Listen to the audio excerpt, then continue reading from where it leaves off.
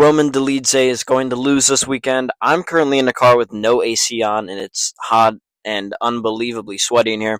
We are going to get right into these Money Manziel MMA predictions today for the full card on Saturday night. I hope you boys enjoy. We're going to start with the main event, man. We're not wasting anybody's time. Roman Dolidze versus Anthony Hernandez is the main event of UFC Vegas 109, I believe. I have no clue anymore. Roman Dolidze obviously coming off the win against Marvin Vettori, I believe. I have no clue when it was. I don't really care when it was. And then Anthony Hernandez coming off the win versus Brendan Allen in Seattle. Guys, listen. We are gathered here today to witness the downfall of Roman Dolidze. All of us will be hate watching on Saturday night when Roman Dolidze gets taken out with a rear naked choke early in round 2. We will all be jumping for joy. I will personally be running up and down my street screaming with happiness and just a joyous mood. So let's pray for it. Anthony Hernandez might win like a split decision, though, I'll be honest with you. The kid doesn't have as good finishing ability as I would hope. English.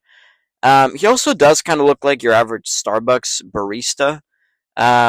It's just like he's got kind of that vibe to him, where if you saw him working behind a Starbucks and he told you he was an MMA fighter, you'd kind of laugh at him. You'd be like, all right, bro, sure, you're a mixed martial arts fighter. You do fucking kung fu on Tuesdays, buddy. But I think Anthony Hernandez is winning. I just don't like Roman Dolidze, man. His style is so terrible. He does nothing threatening to anybody in any facet of the game. He got rocked by Marvin Vettori in his last fight. Yeah, man, I don't want to waste any time on Roman Dolidze. If he wins, man, then we got to kill all of the middleweight division. So, it is what it is. Let's move on here. Ode Osborne versus Steve Erceg at bantamweight, which is very interesting because it was, obviously, these are both 125 fighters, but short noticed opponent, makes sense to put him at bantamweight. Ode Osborne is coming off of beating Luis Gurul, definitely one of the fighters in the flyweight division. And then Steve Erceg has 3 straight losses, so he did give Moreno a good fight his last fight, though, I'll give him that. I'm going to go Steve Erceg here. Now, as the week has gone on, I've been gaslit a tiny bit to think that Erceg doesn't finish Ode Osborne, that it's a decision. We all know what Steve Erceg is going to do. Listen, the kid's going to throw a jab to the body at range, a jab up top, maybe an occasional leg kick. He might threaten a takedown for no reason. It's going to be a 30-27. He looks pretty cool in this bike here. I'd trust him. But I just think this is a much better spot for him here than any of his other opponents. Honestly, even Hyun-Sung Park was a little bit more interesting of a matchup. But, I mean, after being knocked down by Tatsuro Taira, maybe not. He does have kind of a Jokic thing to him, though, if you know what I mean. Like, I feel like Steve Erceg doesn't really care about fighting. Like, not in like a he doesn't train way, but he doesn't care about fighting in a very, you know, he doesn't care whether he wins or loses. Like, he's kind of like, try my best. But it wasn't enough. Lick my wounds and get back at it. I'm so sorry for that accent. Ignore this quote also, by the way. This was the first thing I looked up when I saw Nikola Jokic doesn't care. This was the first graphic. I don't know if he's exterminating Bosnians or not, but that's what we got, so we're going with it. Steve Erceg wins a 30-27 decision. Ode Osborne should be cut from the UFC either way. Next up, feature fight is Angela Hill. In 2025, Angela Hill is the featured fight of a fight card. We gotta kill Hunter Campbell, Dana White, Sean Shelby, Mick Maynard, all these guys. They need to be exterminated. Either way, I'm gonna go Yasmin Lucinda. I picked Angela Hill in the Tuesday prediction videos where I do my weird little criteria. I will say, Angela Hill has an OnlyFans. I think having an OnlyFans is one of the worst bases for MMA possible. Now, she did win her last fight, and she had her OnlyFans during that last fight, but Ketlin Souza is not really a woman. So, it kind of is tricky. Lucinda is going to try to hurt her on the feet. She's a better striker than Hill. I just think that she's younger, so they're going to give her a split decision if it's close. None of us are subscribed to Angela Hill. None of us. I personally did not look up Angela Hill's OnlyFans while researching this fight. You may think I did. You may say, surely you didn't look up the 40-year-old's OnlyFans and see what was on there. Look at what is on this OnlyFans. Angela Hill's OnlyFans during her last fight week. Look at the muscles on this girl, by the way. Good lord. She's pushing 50. She's pushing 50 with an OnlyFans. She honestly kind of looks like a much more chromosomally deficient Israel Adesanya. Like she looks like Izzy if maybe just something didn't happen right at birth, kind of thing. Either way, we're going Yasmin Lucindo. Shout out to her.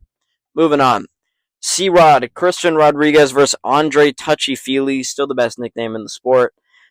C Rod is. Who's he coming off? Oh, Melky Costa. They both lost to Melky Costa in the last fight.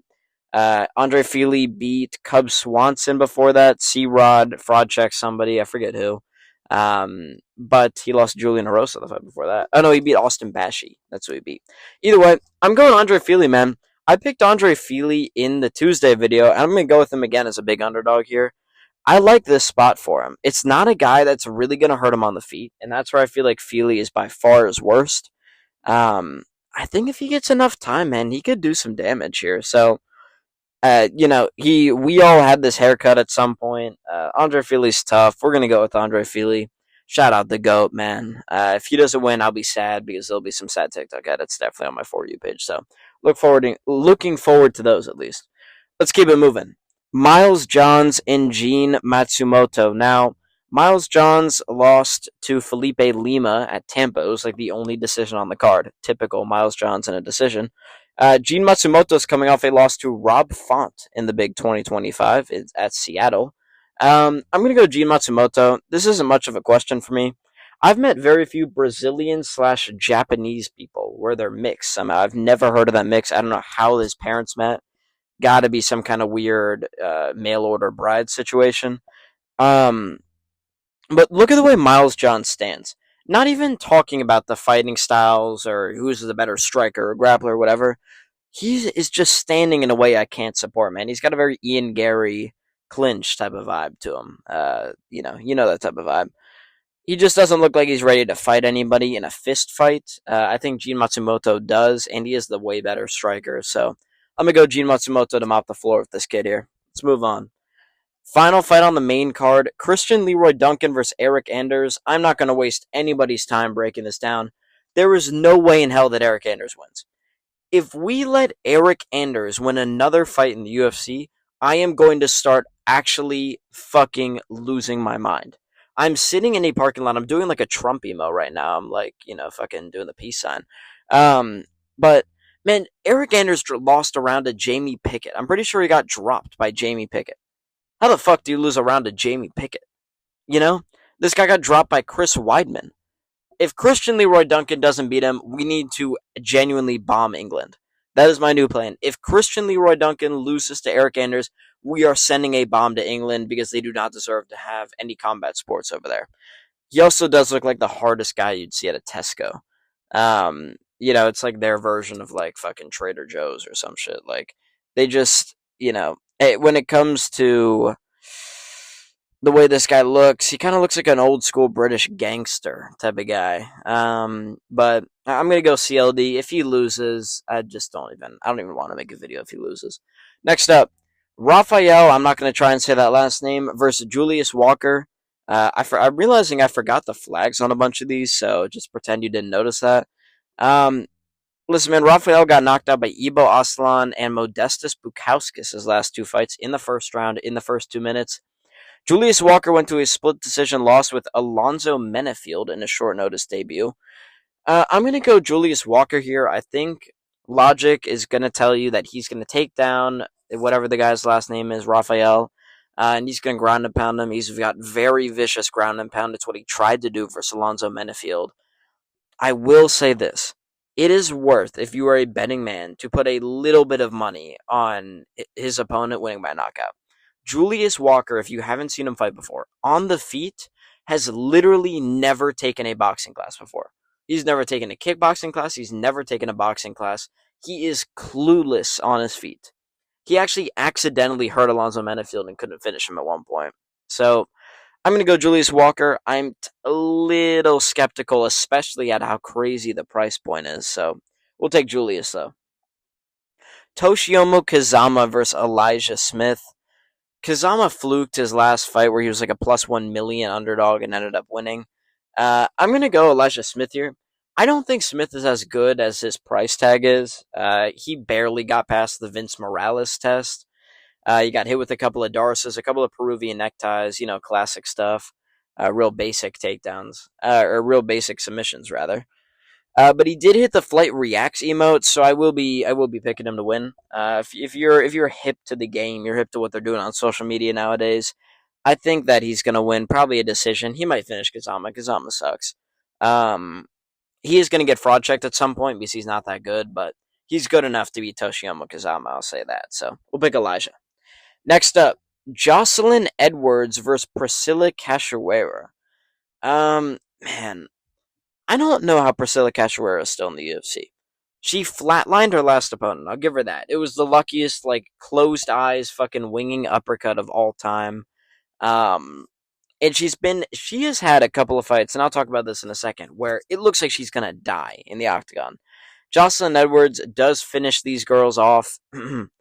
And I think she's pretty skilled in general. She also likes missing weight, which I think is very good for MMA. You need to be able to miss weight. You need to know how to cheat to win these fights. So I'm going to go with Jocelyn Edwards here. I've literally never watched a Jocelyn Edwards fight before. I just know she's missed weight a bunch. Cachoeira has had a billion different fights. I think it was Shevchenko that basically ruined her life.